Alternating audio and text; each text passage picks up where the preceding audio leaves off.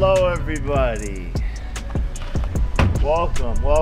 Come on in. Don't be Jake Paul's training camp in Puerto Rico has officially begun, and this time, it feels different. No influencer drama, no social media noise, just pure, focused boxing. He's locked in, disciplined, and executing every move with precision. 1, 2,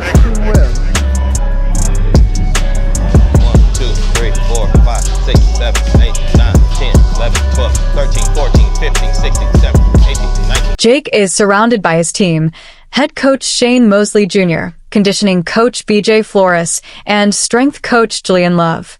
Every detail of this camp feels different because this isn't just another influencer fight. This is Gervonta Tank Davis, one of the most explosive punchers in the sport. The biggest storyline heading into this matchup isn't the trash talk, it's the weight. Jake walks around at nearly 190 pounds, a natural cruiserweight, while Tank competes at 135. Everyone in the gym understands what that means. This isn't just a size gap, it's an entirely different battlefield.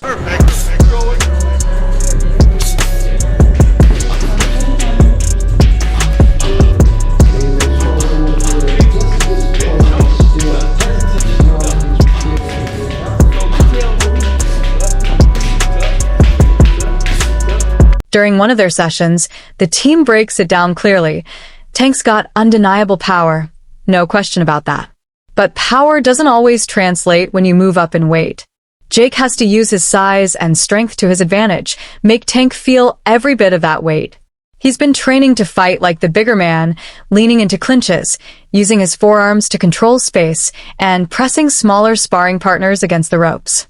The drills are constant and methodical. Jab, step out, clinch, push off, overhand right, over and over again. It's going either one. If there's a knockout, it's going to be Jake knocking him out. You think Jake is going to knock out Gervonta? Yeah, he's the underdog. We got to look at size. We got to look at size. Now, granted, do I think Gervonta can knock him out? Of course. But what people don't realize is that, you got one guy who's a damn near heavyweight. This fight isn't about outboxing Tank, the coach says. It's about never letting him get comfortable. Tank's explosive, but if you smother him, make him fight bigger, you disrupt his rhythm. Jake nods, sweat dripping down his face. The strategy is crystal clear. Use the weight, use the strength, and don't let Tank breathe. Meanwhile, across the country, Gervonta Tank Davis is deep in camp at the Mayweather Boxing Club in Las Vegas. Under the guidance of his new head coach, Derrick, he's sharpening every detail. Tank's no stranger to fighting bigger opponents, he's done it before. But this time, the size gap is massive. Still, Tank insists he knows exactly what works for him. I've been doing this for a long time, he says confidently.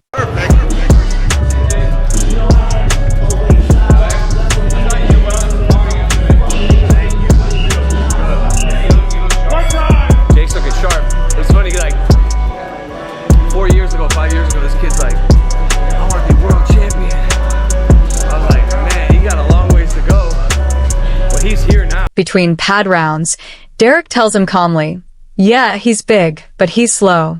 You beat a guy like that with precision. Make him miss, make him pay. Same game, just a bigger target. For now, it's all hypothetical, talk, strategy, and preparation. But if these two ever share the same ring, the clash of power, size, and skill could redefine what's possible in modern boxing.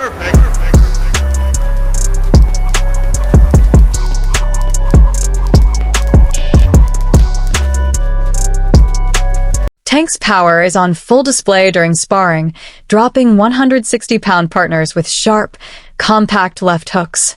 But Derrick knows there's a big difference between rocking smaller sparring partners and hurting a 190-pound fighter who can hit back. It's right for me, and I've been doing this for a little minute now, since I was 7 years old.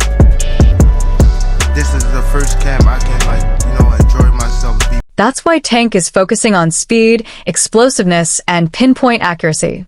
Every punch has to matter. Every counter has to land clean.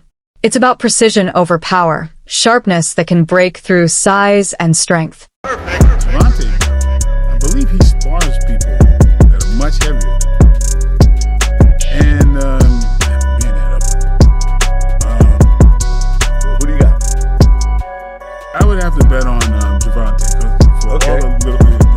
He's also drilling head movement, slipping, rolling, and closing the distance without walking into Jake's right hand. Tank's longtime coach, Calvin Ford, even has him sparring in 12-ounce gloves. Why? Because, according to him, Jake's team didn't want any part of Tank wearing the lighter 8 or 10-ounce ones. My only concern is, he says, they know exactly what's coming.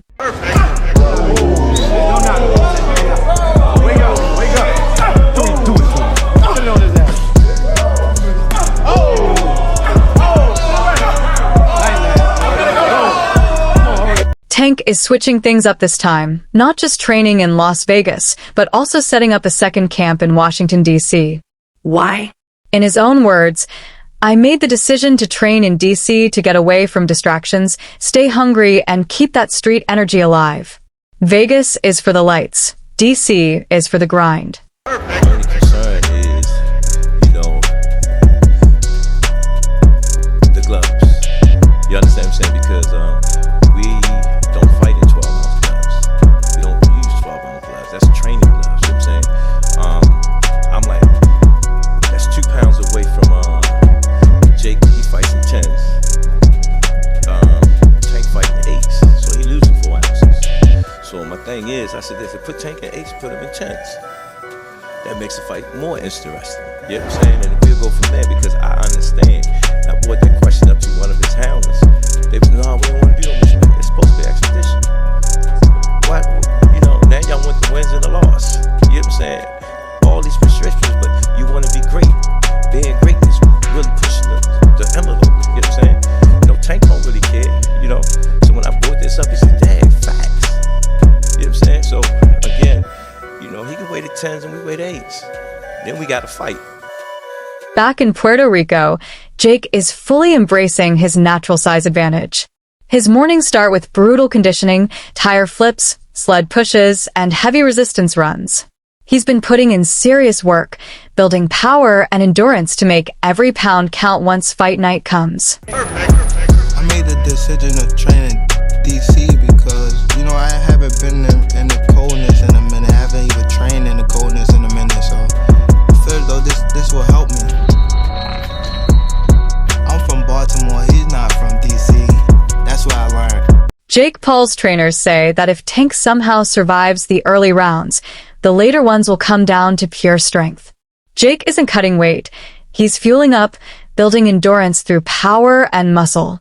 In sparring, he's focusing on volume and force, making every punch push his opponent backward. During one intense session, Jake lands a clean right uppercut on a smaller sparring partner. The gym falls silent for a moment. His coach shouts, "That's the shot. That's the one you land on Tank," when he dips in. Jake stands there, breathing hard, gloves high, eyes locked in. This version of Jake Paul is different. No jokes, no distractions, just raw focus and purpose. He's been putting in the work. We've been putting in the work for weeks. We just sharpening it up now. He's fitting up, he's strong enough. Coach is tightening up the shoestring so the shoe will fit. It's gonna be a fun night. Later, both fighters finally come face-to-face in Miami for their first press conference. Jake walks in wearing black sunglasses and headphones, calm and collected. Moments later, Tank enters, surrounded by his crew, stone-faced and locked in. The tension in the room shifts instantly. Everyone knows this isn't just another promotion. It's the beginning of something real.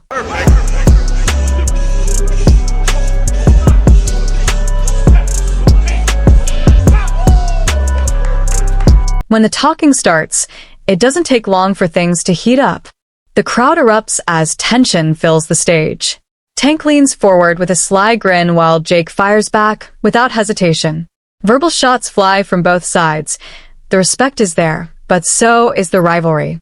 Shout out to Jake Paul for showing up, Tank says with a smirk, and the audience roars, knowing the real fight has already begun.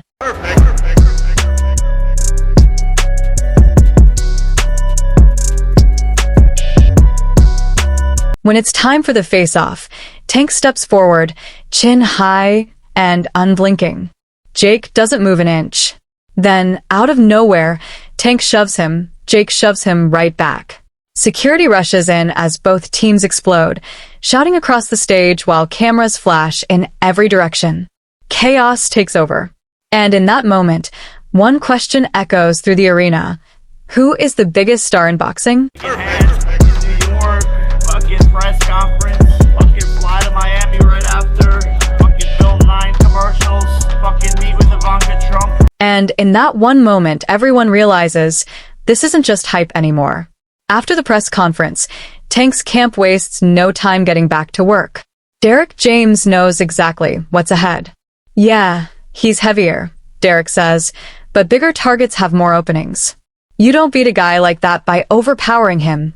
You outthink him. Perfect. Nice little.